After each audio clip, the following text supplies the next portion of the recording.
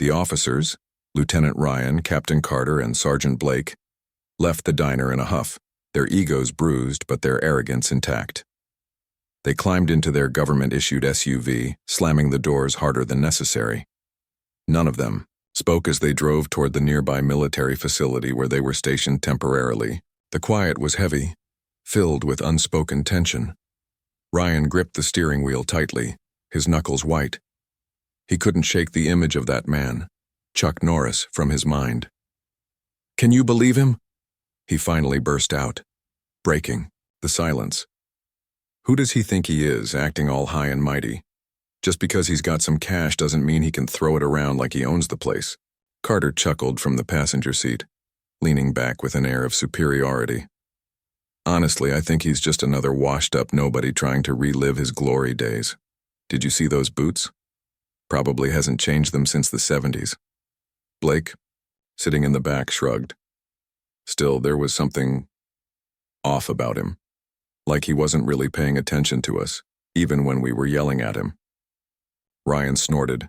"Oh, come on. Don't tell me you're falling for his act too. The guy's harmless. Trust me, people like him are everywhere, pretending they're tough while living boring little lives." Carter nodded in agreement. "Yeah, let's forget about him. We've got bigger things to worry about anyway." They arrived at the facility a short while later. It was a sprawling complex surrounded by barbed wire fences and guarded gates. Soldiers patrolled the perimeter, their rifles slung over their shoulders. The facility buzzed with activity, its hallways lit by harsh fluorescent lights that reflected off polished floors. This was where cutting-edge research happened, though most of it was classified beyond top-secret levels. As they walked through the corridors, Ryan noticed a door slightly ajar. Above it hung a nameplate, C. Norris. His curiosity piqued. "Wait a second," he said, stopping abruptly. "Did you guys see this?" Carter and Blake turned to look. "What about it?" Carter asked, raising an eyebrow. "This is the guy from the diner," Ryan replied, pointing at the nameplate. "Chuck Norris. What's he doing here?" Blake frowned. "Maybe he works here, or maybe he's visiting someone." "Only one way to find out," Ryan said, pushing the door open without hesitation. The room inside was small and sparsely decorated, with a desk, a chair, and a few filing cabinets. On the desk sat something unusual, a metallic object roughly the size of a basketball.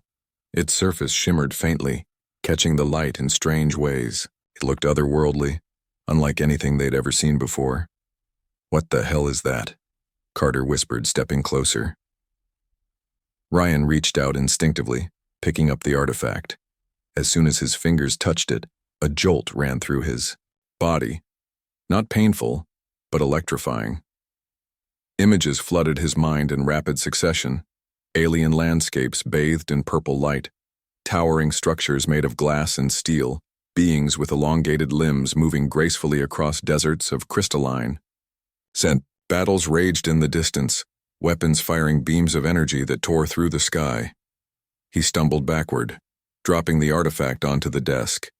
His breath came in ragged gasps as he tried to process what he had just experienced. Carter and Blake stared at him wide-eyed. "Are you okay?" Blake asked cautiously. Ryan didn't answer immediately. Instead, he looked at the artifact again, his heart pounding. "Did you see that?" he demanded. "It showed me everything, like visions or something." Carter hesitated before reaching out to touch the artifact herself. When her hand brushed against its surface, she gasped, clutching her head as if struck by a sudden headache. Visions of futuristic cities and advanced technology filled her thoughts, leaving her dizzy and disoriented. She pulled away quickly, shaking her head to clear it. "This isn't normal," she muttered, wiping sweat from her brow.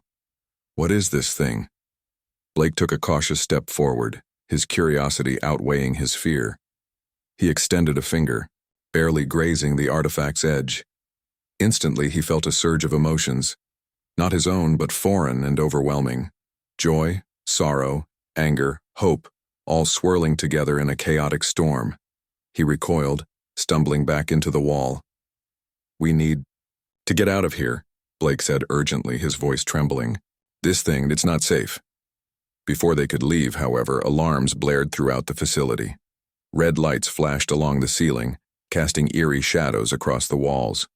Footsteps echoed down the hallway as security personnel rushed toward the room. Someone must have detected our presence, Carter said, panic creeping into her voice. We need to move, now. Ryan grabbed the artifact impulsively, shoving it into his jacket pocket. Let's go, he shouted, leading the way out of the office. They sprinted down the corridor, dodging startled scientists and technicians who scrambled to figure out what was happening. The sound of boots grew louder behind them as guards closed in. Turning a corner, they found themselves face to face with a group of armed soldiers blocking their path. Stop right there, one of the guards commanded, raising his rifle. Put your hands up. Ryan froze, his mind racing. He glanced at Carter and Blake, searching for a solution, but before anyone could react, a voice rang out from behind the soldiers. What's going on here? The guards parted to reveal a young woman standing calmly amidst the chaos. She wore a lab coat over casual clothes, her blonde hair tied back in a ponytail. Her green eyes scanned the scene quickly before landing on Ryan and his companions. You, three, she said, her tone firm but not unkind. Drop whatever you took and step away. Ryan hesitated, glancing at the artifact hidden in his pocket. For a moment, he considered refusing, but then he saw the determination in her gaze and realized resistance would be futile. Slowly, reluctantly, he pulled the artifact out and placed it on the floor. The woman stepped forward, retrieving the object with care. As she examined it, her expression softened slightly. You have no idea what you've gotten yourselves into, she murmured almost to herself. Then, addressing the officers, she added, Come with me, we need to talk. The guards lowered their weapons, allowing the trio to follow her down another hallway. They entered a secure conference room, where she locked the door behind them. Setting the artifact on the table, she turned to face them. My name is Lily, she began. And that, she gestured toward the artifact, is not something meant for human hands. Ryan crossed his arms defiantly. Then why was it lying around in an unlocked office? Lily sighed, rubbing her temples. Because it belongs to someone who trusts others to respect boundaries. Clearly that trust was misplaced. Carter leaned forward, her earlier bravado replaced by genuine concern. What exactly is it? It's a relic, Lily explained. From a future timeline where humanity has achieved peace and prosperity, thanks to knowledge shared by benevolent beings. But there are factions within our world who would use such technology for destruction. That's why it's protected and why you shouldn't have touched it. Blake swallowed hard. So, what happens now? Lily studied them for a long moment before replying. That depends on you. If word gets out about what you've seen, it could jeopardize everything. But if you cooperate, maybe we can contain the damage. The weight of her words settled heavily on the officers. They exchanged uneasy glances, realizing the gravity of their actions. Whatever they had stumbled upon, it was far bigger and far more dangerous than they could have imagined. Outside the window, the night stretched endlessly, stars twinkling faintly in the distance. Somewhere out there, Chuck Norris was already planning his next move. And though the officers didn't know it yet, their encounter with him and the artifact was only beginning. The sun had dipped below the horizon, casting a faint orange glow over the quiet town. Shadows stretched long across the cracked asphalt of Main Street, where only a few cars passed by now and then. At the edge of the road, nestled between an old gas station and a shuttered bookstore, stood a small diner called Maggie's Place. It wasn't much to look at. Its neon sign flickered unevenly, and the paint on the walls was peeling, but it had been a staple for locals for decades. Inside, the diner hummed with soft chatter. The smell of burnt coffee mingled with greasy fries filled the air. A jukebox in the corner played a slow country tune that no one seemed to notice anymore. Most of the booths were empty except for a couple sharing fries near the window and a truck driver sipping black coffee at the counter. In the far corner, away from the noise, sat a man alone. His name was Chuck Norris, though most people didn't know him by reputation here. He wore jeans, scuffed boots, and a cowboy hat tilted low over his face. His hands rested on the table, calloused but steady, as he quietly ate a plate of scrambled eggs and toast. He didn't say much, just nodded politely when the waitress refilled his coffee cup. To anyone watching, he looked like just another tired traveler stopping for a bite to eat. But tonight, things were about to change. The bell above the door jingled sharply as 3 figures stepped inside. They were dressed in crisp military uniforms, their badges gleaming under the harsh fluorescent lights. Lieutenant Ryan led the way, followed closely by Captain Carter and Sergeant Blake. Their boots clicked loudly against the tiled floor, drawing attention from everyone in the room. Conversations paused mid-sentence as heads turned toward them. Ryan scanned the diner quickly, his sharp eyes landing on Chuck almost immediately. Something about the man sitting in the corner caught his attention. Maybe it was the calmness radiating off him, or maybe it was the fact that he hadn't even glanced up when they entered. Whatever it was, Ryan felt irritated by it. "Looks like we've got ourselves a local celebrity," Ryan muttered sarcastically to his companions. Carter smirked while Blake shrugged indifferently. The trio slid into a booth near the center of the room, deliberately choosing a spot where they could keep an eye on Chuck without seeming too obvious. A young waitress approached their table, nervously jotting down their orders. She was new, still learning the ropes, and her hands trembled slightly as she held the notepad. When she reached for the coffee pot to pour them drinks, disaster struck. With a clumsy motion, she knocked the pot sideways, spilling hot liquid all over Ryan's pristine uniform. For a moment, there was silence. Then Ryan exploded. "What the hell is wrong with you?" he barked, standing abruptly and glaring at the poor girl. Her face flushed red as she stammered an apology, grabbing napkins to clean up the mess. But Ryan wasn't satisfied. "Do you even know how much this uniform costs? You're completely incompetent," Carter chimed in, laughing cruelly. "Maybe she should stick to flipping burgers instead of trying to serve actual customers." Blake remained silent, though a smirk tugged at the corners of his mouth. The other patrons shifted uncomfortably in their seats, avoiding eye contact. No one wanted to get involved. Chuck watched the scene unfold from his corner. His expression didn't change, he simply took another sip of coffee. But the tension in the room grew heavier. Finally, after what felt like an eternity, he spoke. "I'll cover the damages," he said calmly, setting his mug down. His voice was deep and measured, cutting through the awkward silence like a knife. All eyes turned to him. Ryan sneered. "Oh, great. Another hero complex. Listen, old man, I don't need your charity. This isn't your problem." Chuck didn't rise to the bait.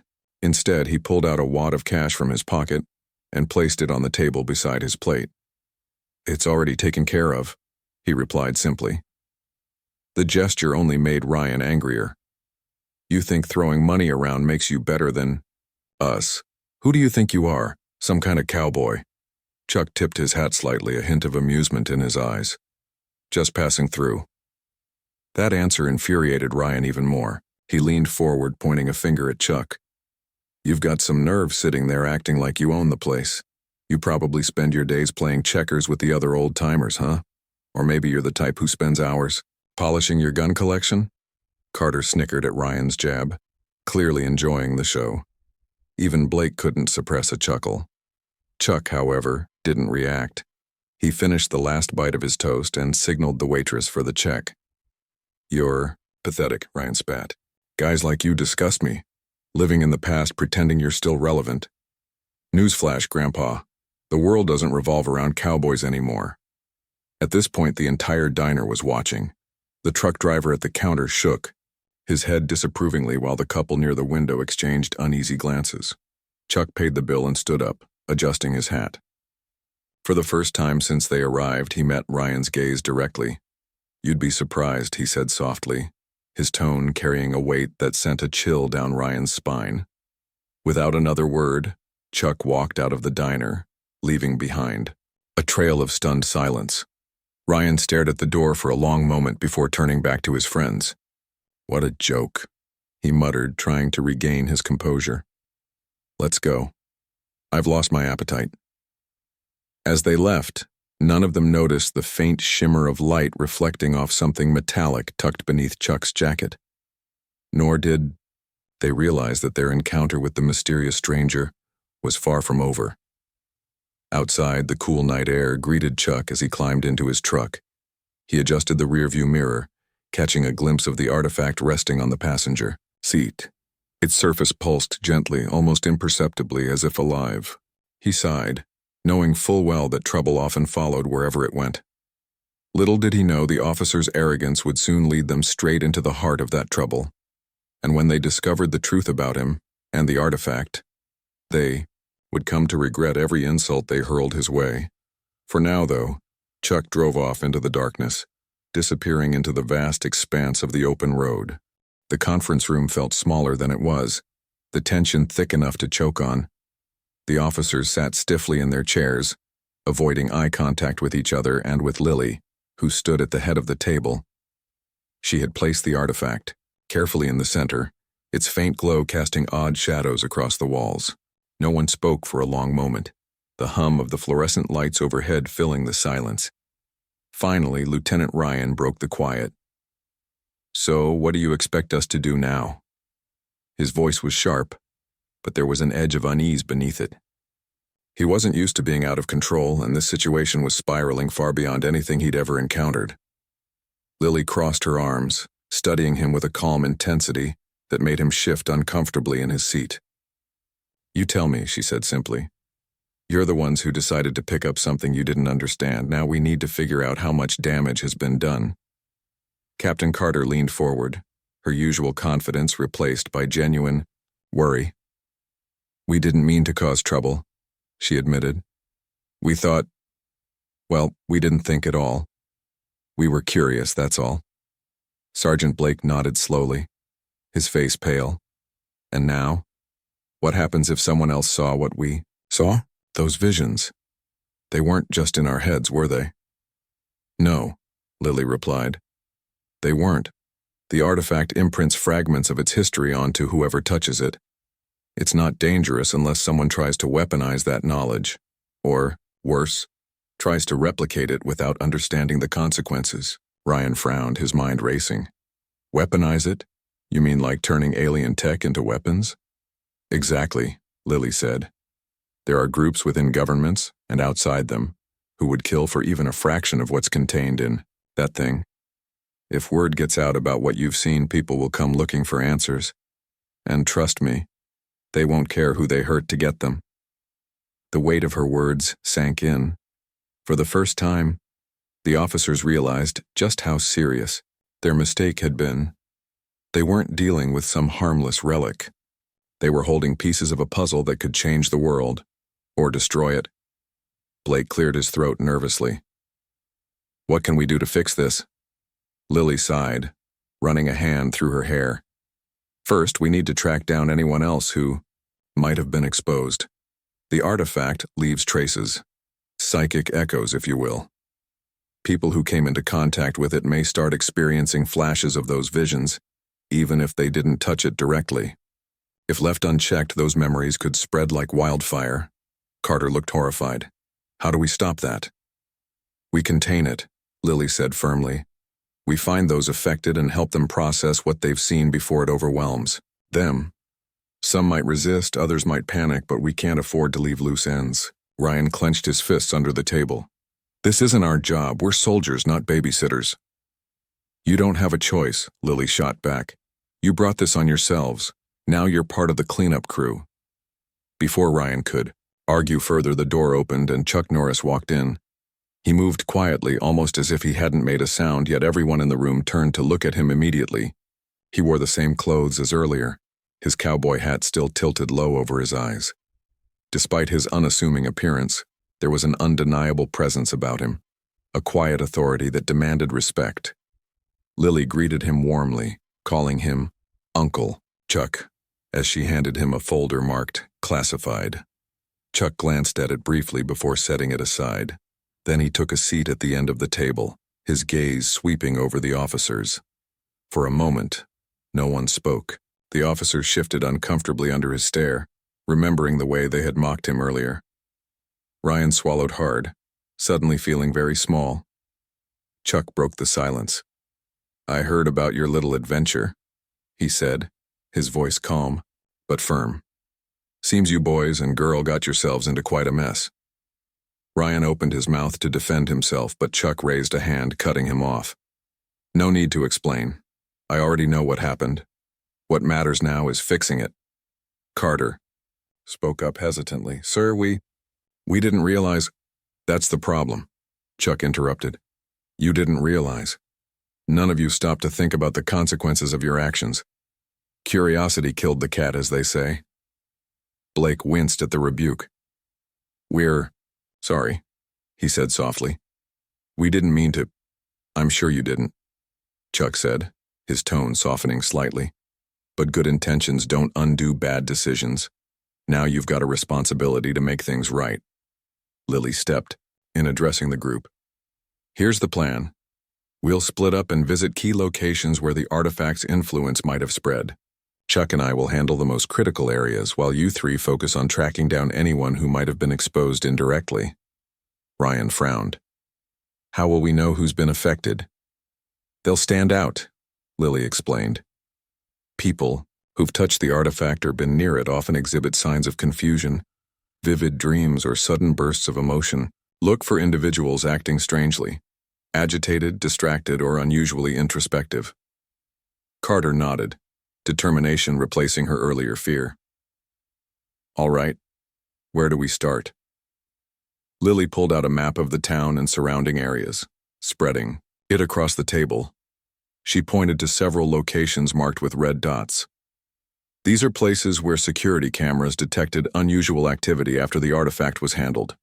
Start there. Report back anything suspicious." As the officers studied the map, Chuck stood up and walked over to the artifact. He picked it up gently, cradling it in his hands as though it were alive. For a brief moment, the room seemed to grow brighter, the air buzzing with energy. Then Chuck set the artifact back down, nodding to himself. "Remember," he said, turning to face the group. "This isn't just about saving yourselves. It's about protecting something bigger than all of us. Don't let your pride get in the way again." With that, he tipped his hat and left the room, leaving behind an aura of quiet resolve. Lily watched him go, then turned back to the officers.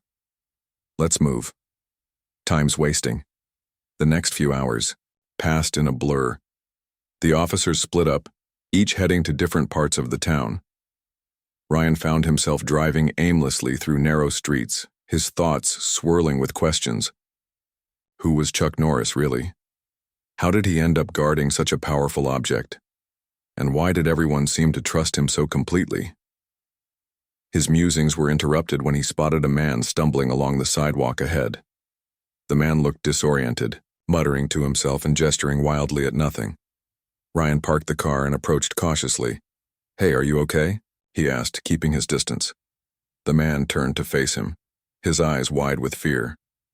"Do you see them too?" he whispered hoarsely. "The lights, the ships, they're coming." Ryan froze, recognizing the signs Lily had described. This man had been exposed to the artifact's influence. Without hesitation, he radioed Carter and Blake, asking them to meet him at the location. Meanwhile, Carter and Blake had their own encounters. Carter discovered a woman sitting alone in a park, staring blankly at the sky. When Carter tried to speak to her, the woman burst into tears, describing visions of cities floating in space and machines that could heal wounds instantly. Blake, on the other hand, stumbled upon a teenager sketching strange symbols on a notebook, claiming they came to him in a dream. By the time the officers regrouped, they had identified several individuals affected by the artifact. Each case was unique, yet all shared a common thread: the overwhelming sense of awe and terror brought on by glimpses of a future humanity wasn't ready for. Back at the facility, Lily listened intently as the officers recounted their findings. Chuck joined them midway, nodding occasionally as he processed the information. Finally, Lily spoke. "This confirms it," she said. "The artifact's influence is spreading faster than we anticipated. We need to act quickly before it reaches critical mass. What does that mean? Blake asked nervously.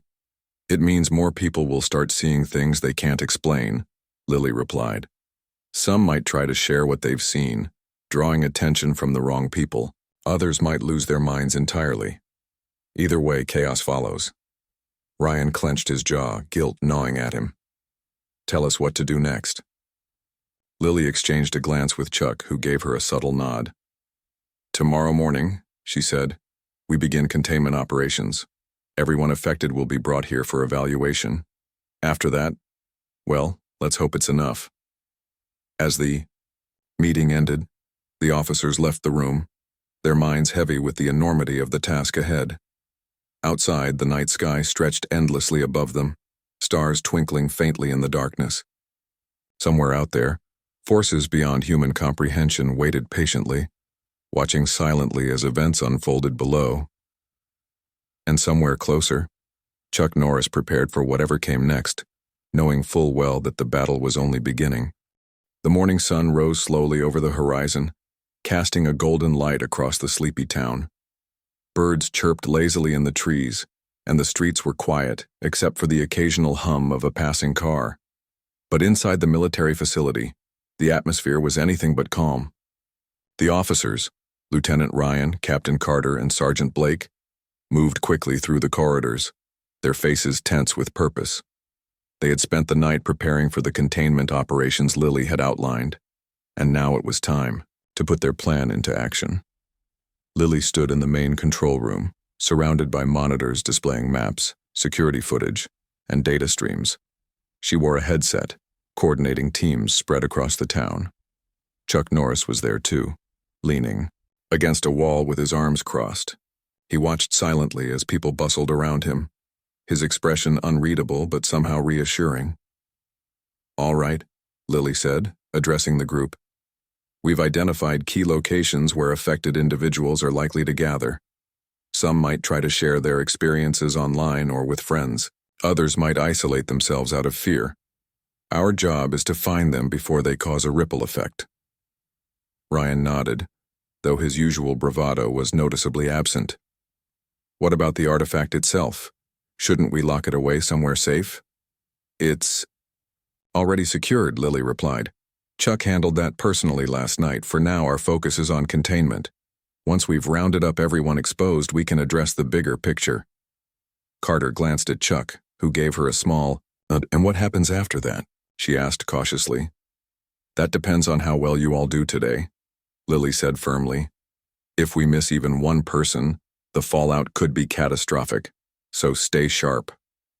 With that, the officers split up again, each leading a team of specialists, tasked with locating and assisting those affected by the artifact. Their mission was clear: bring the individuals back to the facility for evaluation and monitoring. It wasn't going to be easy, but failure wasn't an option. Ryan's team arrived at a local coffee shop first. The owner, a middle-aged man named Greg, had been flagged after posting cryptic messages on social media about visions of tomorrow. When Ryan entered the shop, he found Greg sitting alone at a table, staring blankly at a cup of untouched coffee. "Greg?" Ryan called out, approaching cautiously. The man looked up, startled. His eyes darted around nervously before settling on Ryan. "Who are you?" he asked, his voice trembling. "Are you here because of what I saw?" Ryan pulled out a chair and sat down across from him. "My name is Lieutenant Ryan. I'm here to help. Can you tell me what you've been experiencing?" Greg hesitated, then began speaking rapidly. "It started last night. I couldn't sleep. My mind kept showing me these images, cities floating in the sky, machines that could think and feel, creatures unlike anything I've ever seen. I don't know why this is happening to me." Ryan listened carefully, nodding occasionally to show he understood. "I know this must be overwhelming," he said gently, "but you're not alone. There are others like you, and we're working to make sure no one gets hurt." Greg's shoulders slumped in relief. "You mean I'm not crazy?" "No, you're not," Ryan assured him. "Now I need you to come with me. We'll explain everything once we get to a safe place." After convincing Greg to cooperate, Ryan escorted him to a waiting van outside. As they drove back to the facility, Greg continued asking questions, his curiosity outweighing his fear. Ryan answered as best he could without revealing too much, focusing instead on keeping the man calm. Meanwhile, Carter's team tracked down the woman from the park. Her name was Maria, and she lived alone in a small apartment above a bakery. When Carter knocked on her door, Maria opened it just a crack, peering out suspiciously. "What do you want?" she asked, clutching the edge of the door tightly. "I'm Captain Carter," Carter replied, holding up her badge. "We spoke briefly yesterday, do you remember?" Maria hesitated, then nodded. "Yes, but I don't understand any of this. Why am I seeing things? Why won't they stop?" "We believe we can help," Carter said. "Will you let us in?" After a long pause, Maria stepped aside, allowing Carter and her team to enter. Inside, the apartment was cluttered but cozy, with books stacked haphazardly on shelves and blankets draped over the furniture. Maria sat on the couch, wringing her hands anxiously. "I keep dreaming about stars," she whispered. "Not just regular stars, huge ones, glowing brighter than the sun, and voices. They call to me, but I can't understand what they're saying." Carter sat beside her, placing a comforting hand on her shoulder. "Those dreams are connected to something important, Maria. Something very few people have experienced. You're special in a way most of us will never understand." Tears welled up in Maria's eyes. "Special? Or cursed?" "Neither," Carter said firmly. "You're part of something bigger than yourself. And right now, we need your help to protect it." Maria took a deep breath, finally nodding. "Okay, what do I need to do?" Blake's team faced the toughest challenge yet, the teenager who had been sketching strange symbols in a notebook. The boy, whose name was Ethan, was wary of authority figures and refused to open his door when Blake knocked. "Ethan, it's okay," Blake called through the door. "We're not here to hurt you. We just want to talk." There was no response. Blake exchanged a glance with his teammates, then tried a different approach. "I know about the drawings," he said softly. "They're beautiful. Where did you see those shapes?" For a moment, there was silence. Then the door creaked open slightly, revealing Ethan's pale face. "How do you know about them?" he asked, his voice barely audible. Blake held up his hands to show he meant no harm. "Because I've seen them too, and so have others. We're trying to figure out why." Ethan hesitated, then stepped aside to let Blake in. Inside, the walls were covered in sketches, geometric patterns, swirling galaxies and intricate designs that seemed to pulse with energy. Blake stared at them in awe, recognizing fragments of the visions he himself had experienced. "These are incredible," he said honestly. "Did you draw all of these?"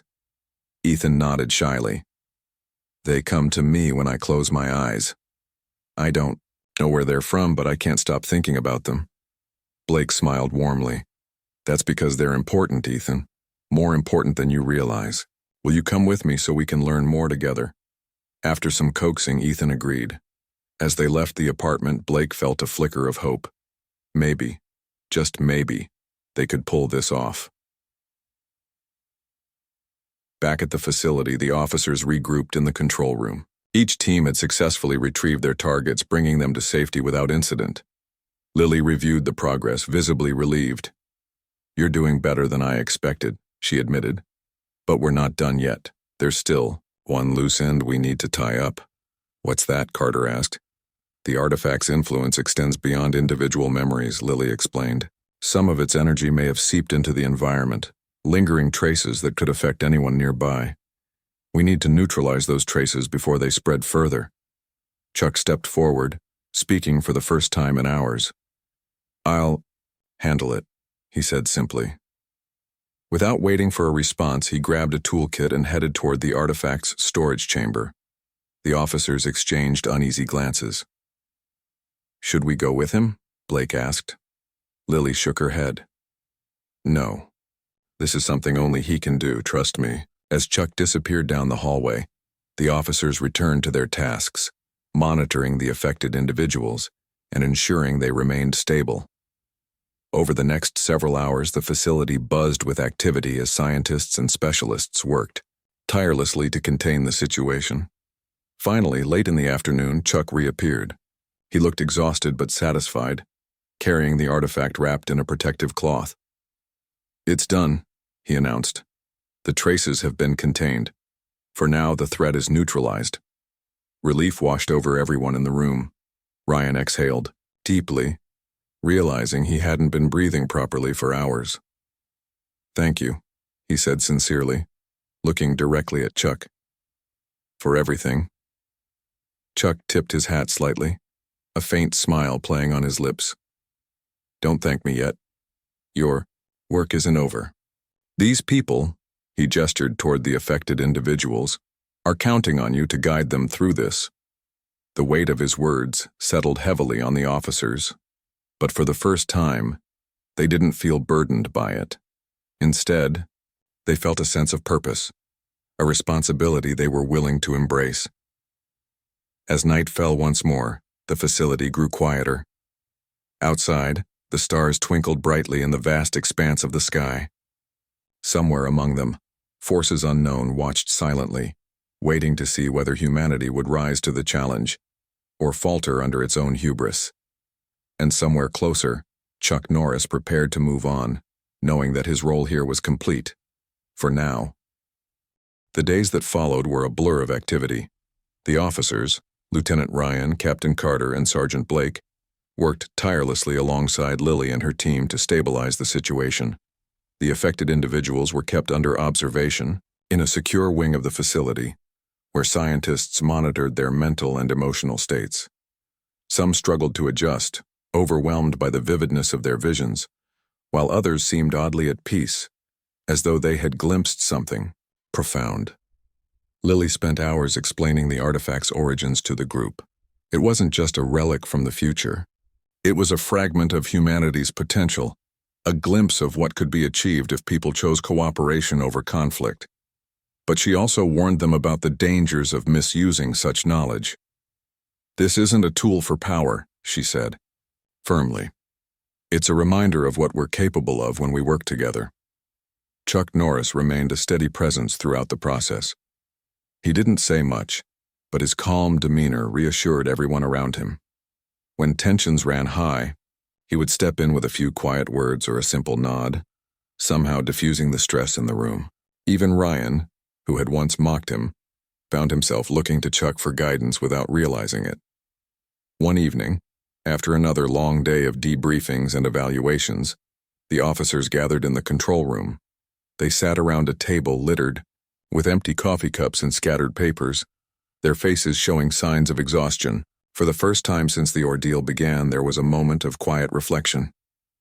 "So," Ryan said finally, breaking the silence, "what happens now?" Carter sighed, leaning back in her chair. "We keep going. There's still so much we don't understand about all this.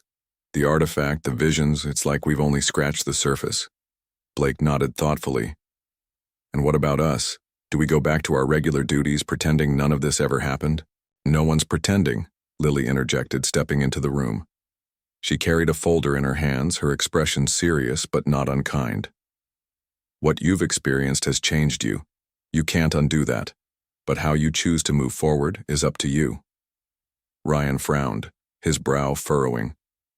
"You make it sound like we have a choice." "You do," Lily replied. "You can walk away, forget everything you've seen, and hope no one comes looking for answers. Or you can stay involved, helping to ensure that what happened here doesn't spiral out of control."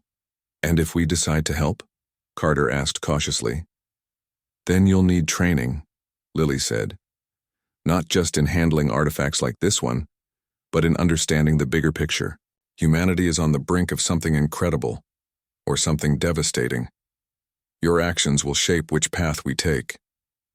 The officers exchanged uneasy glances. The weight of the decision hung heavily in the air. Finally, Blake spoke up. "I'm in," he said quietly. "I don't fully understand everything, but I know one thing for sure. Walking away feels wrong." Carter nodded slowly, Me too. If there's even a chance we can make a difference, I want to try. All eyes turned to Ryan, who hesitated before speaking. Fine, he muttered. But don't expect me to start wearing cowboy hats anytime soon. Despite the tension in the room, a small laugh rippled through the group. Even Lily cracked a smile. Fair enough, she said. But trust me, you won't regret this. Over the next few weeks, the officers immersed themselves in their new roles. They learned about temporal anomalies, advanced civilizations, and the delicate balance between curiosity and caution. Chuck became an unofficial mentor to them, sharing stories of his own encounters with extraordinary phenomena. His tales were brief but impactful, leaving the officers with a deeper appreciation for the responsibilities they had taken on. 1. Afternoon. As the sun dipped below the horizon, the officers found themselves sitting outside the facility with Chuck. The air was cool, and the sky was painted in shades of orange and pink. For a while no one spoke, content to simply watch the sunset. You've come a long way, Chuck said eventually, breaking the silence. His voice was soft, almost contemplative. When I first met you, I wasn't sure you'd make it this far. Ryan chuckled nervously. Yeah, well, we weren't exactly shining examples of professionalism back then. No, Chuck agreed. But you've grown. That's what matters.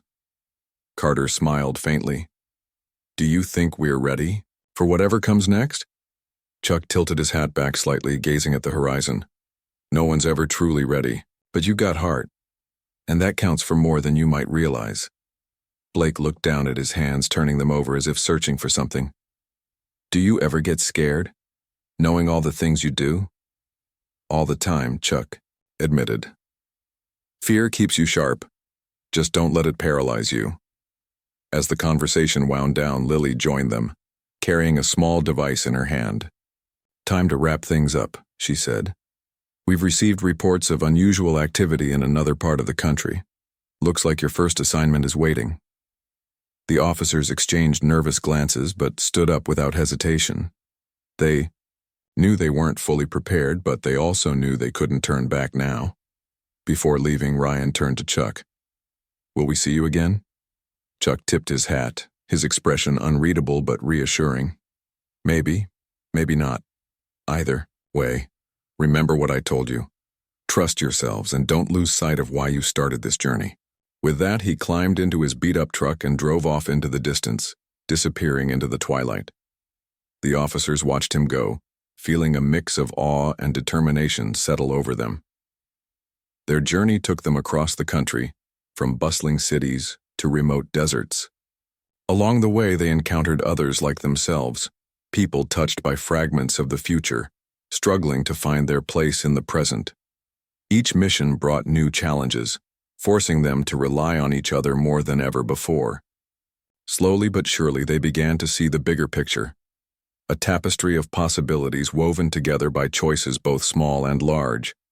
As months turned into years, the legend of Chuck Norris grew among those who knew the truth. Stories spread of a quiet man in a cowboy hat, appearing wherever he was needed most. Some claimed he was immortal, others believed he was sent from another time altogether. Whatever the truth, one thing was certain. His influence lingered long after he had moved on. For Ryan, Carter, and Blake, life became a series of adventures and lessons. They faced failures and triumphs, moments of doubt and flashes of brilliance.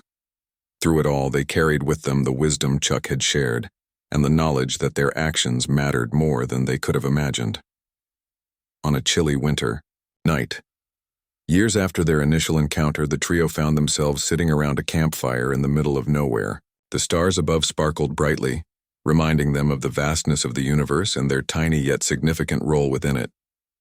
You know, Blake said, staring into the flames, I used to think heroes were born, not made, but now I'm not so sure.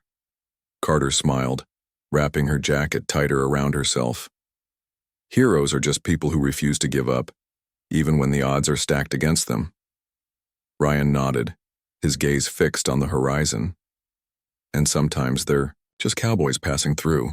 They laughed softly, the sound blending with the crackling fire and the distant howl of the wind. Somewhere out there, Chuck Norris continued his journey, unseen but always remembered.